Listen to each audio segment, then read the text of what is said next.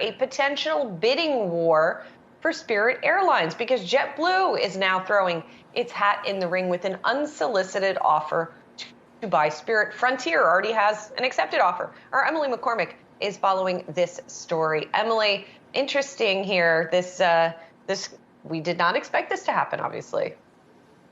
Absolutely, Julie. There is competition brewing to buy Spirit Airlines. JetBlue has now stepped in with a $3.6 billion offer to buy the budget carrier, and that would be an all-cash offer with JetBlue paying $33 per outstanding Spirit share. Now, the combined airline would beef up both companies' workforces and fleet sizes. JetBlue CFO Ursula Hurley pointed out on the mergers and acquisitions call this morning that the combined company would have a fleet of 450 aircraft with another 312 Airbus aircraft to be delivered over the next 6 years, helping to alleviate some of those manufacturing and supply disruptions that have been facing the airline industry at large. Now, it would also bring more flights to New York and Florida, where both airlines already do operate.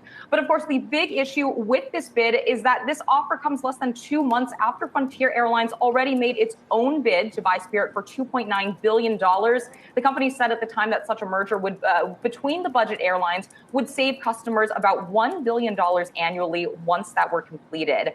Now, JetBlue said in its press release this morning that its offer was, quote, a superior proposal, and that it was, quote, more effective than ultra low cost carriers in introducing competition and bringing down legacy carrier fares. Now, it also said that the combined companies would compete with the other big four airlines or Delta, United, American, and Southwest.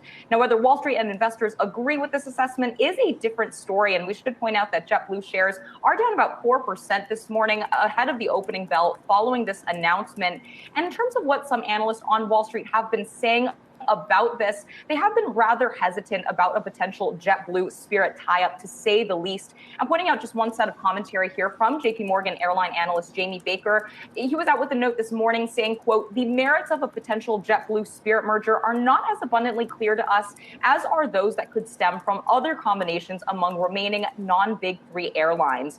Now, meanwhile, analysts over at Raymond James actually downgraded shares of JetBlue to market perform from outperform following this announcement. So certainly a lot of skepticism here on Wall Street. We'll see how this ultimately shakes out. Spirit did say its board would review this bid and would respond in due course, guys.